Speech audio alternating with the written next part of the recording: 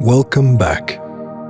Today, we're taking a trip into the world of The Last of Us and exploring an alternate ending to the story you know.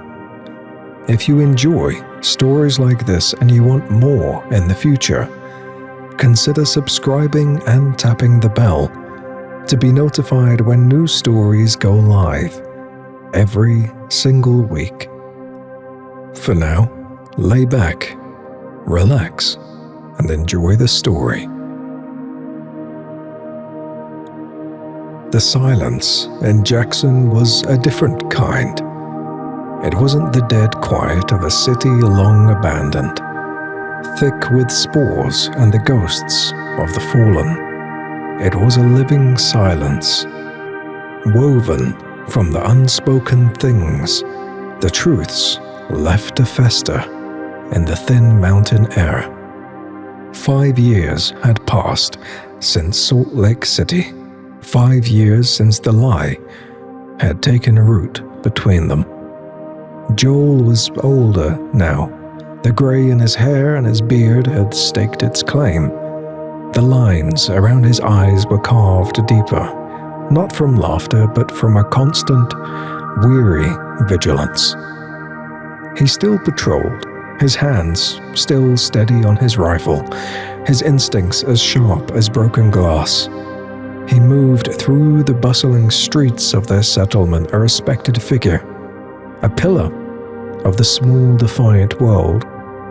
He would nod at folks, offer a quiet word of advice on a wall's fortification or the best way to smoke venison, but his eyes would always be searching, scanning the crowds for a flash of red hair or for a glimpse of the girl who was now a woman.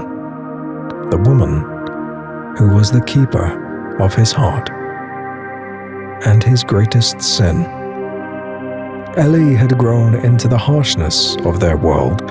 She was lean, corded with muscle, and her movements held a dangerous grace.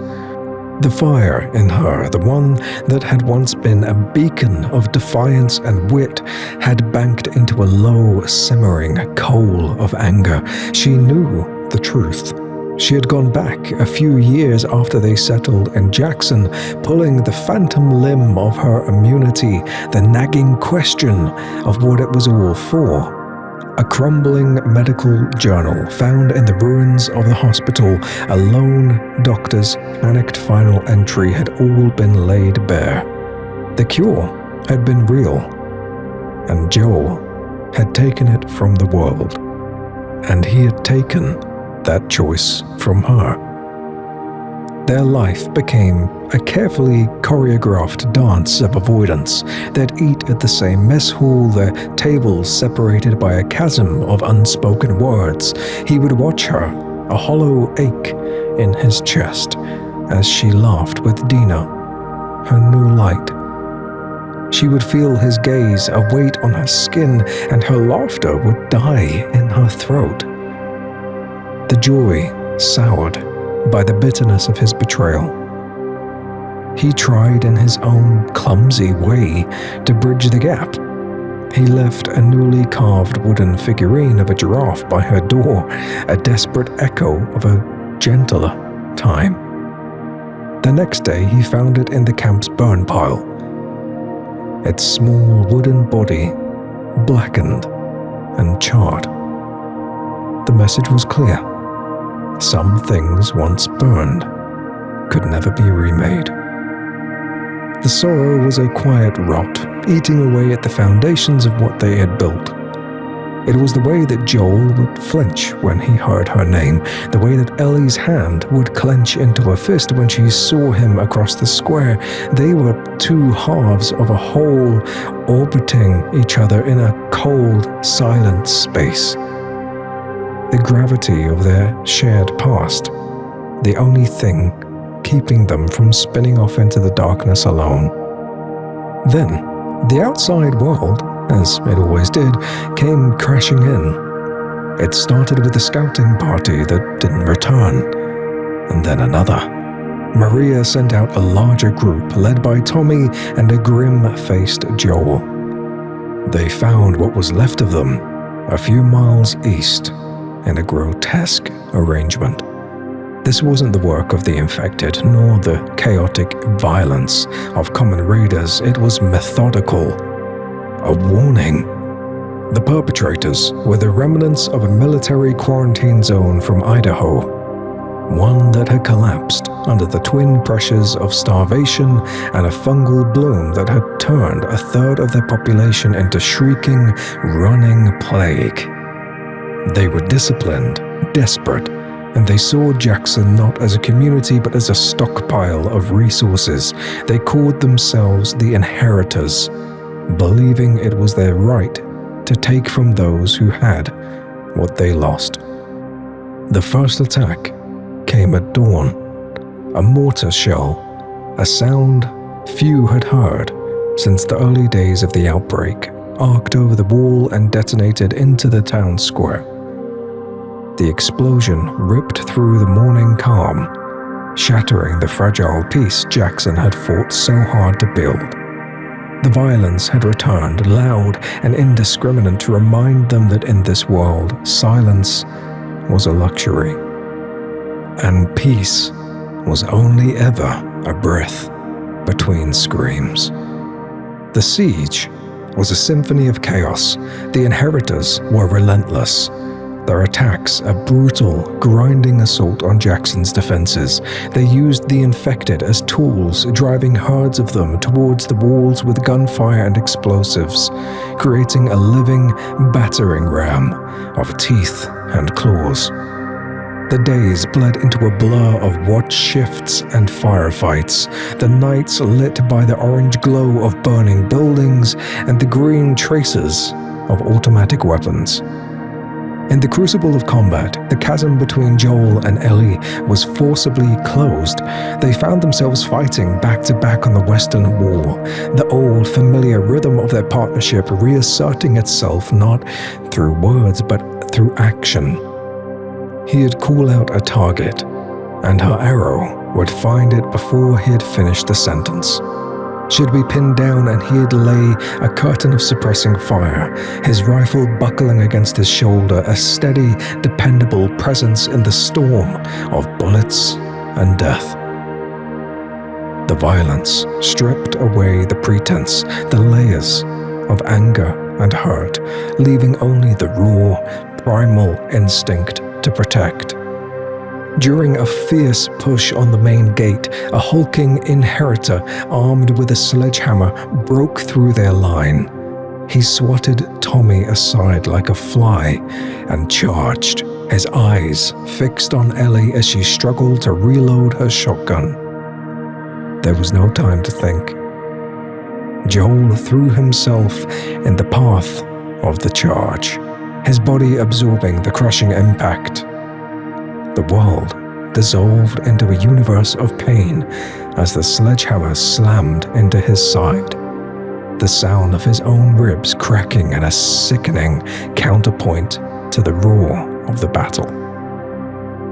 Ellie saw him go down. A guttural scream tore from her throat, a sound of pure, undiluted rage. The world narrowed into a single point, the man standing over Joel, raising his hammer for the final killing blow. She didn't remember drawing her knife. She didn't remember closing the distance.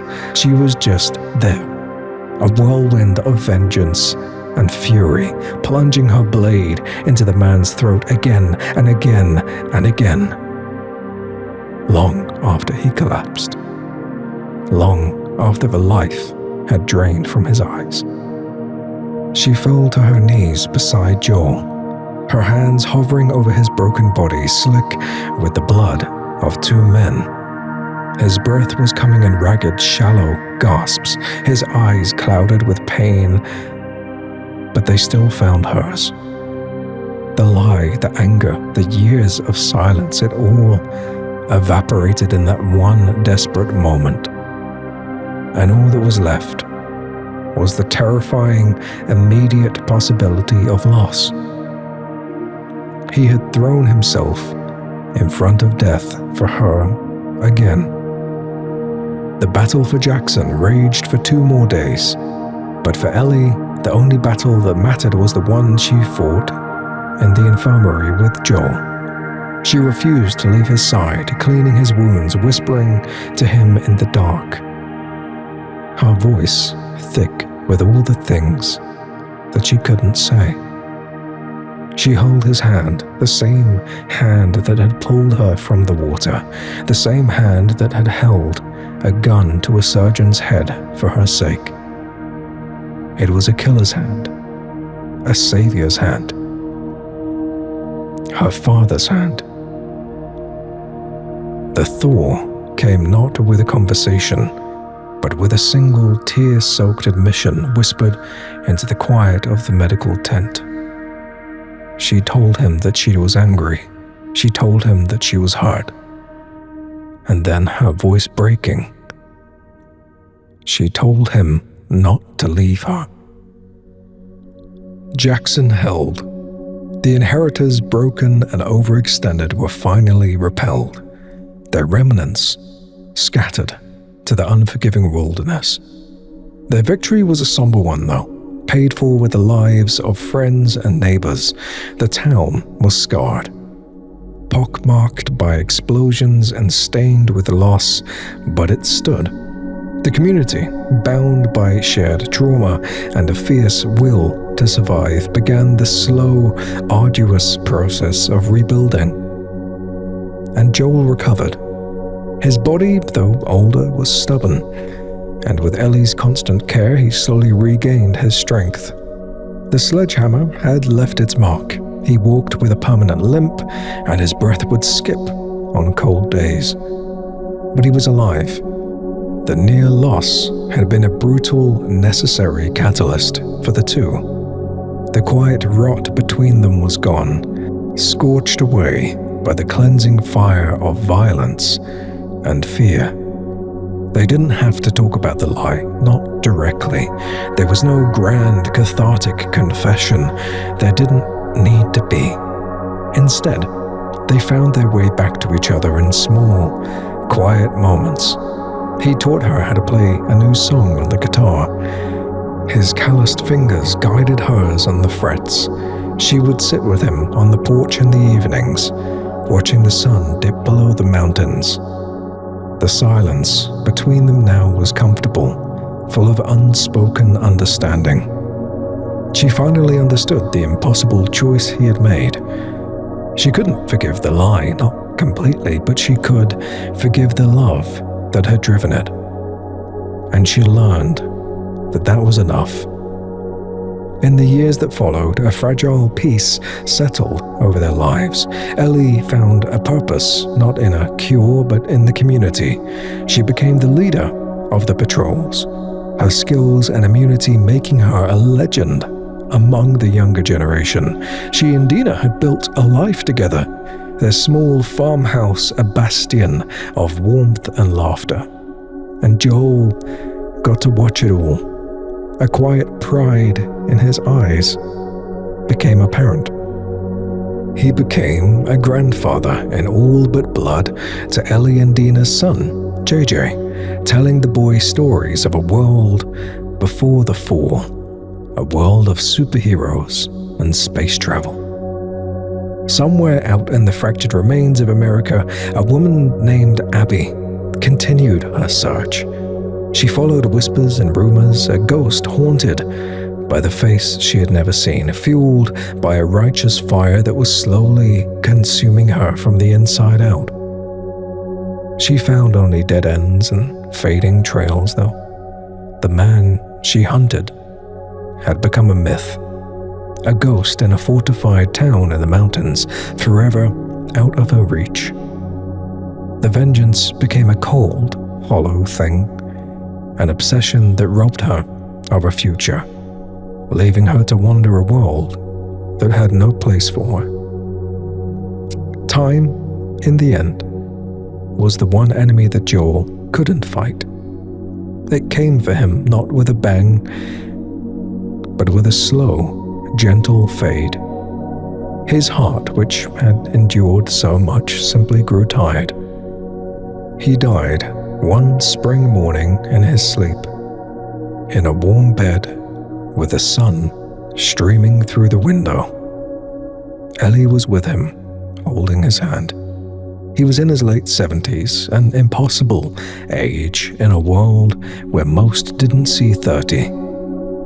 He had not died by bullet or blade or teeth or club. He had died of old age, surrounded by people who loved him. And it was the most peaceful and profound victory imaginable. Ellie mourned him not with rage, but with a deep, aching sadness. She buried him on the hill overlooking the town, his grave marked by a simple wooden cross. And she would often visit, sometimes with JJ, telling the boy stories about the brave, stubborn man who had crossed a country for her. The sorrow was real, a weight that she would carry forever, but it was not the all-consuming darkness of before. It was a sadness tempered by love and by forgiveness, by the precious gift of time that he had given her. In the quiet resilience of Jackson, in the laughter of her son, and in the peace of her father's final rest, she had found a shred of hope. It wasn't a cure for the world, but it was a cure for her. And that was enough. That's all for this story. If you're still with us, considering checking out another one of our adventures, YouTube should have a couple on the screen for you. And of course, consider subscribing for more calm, weekly stories just like this. Farewell, my wonderful heroes.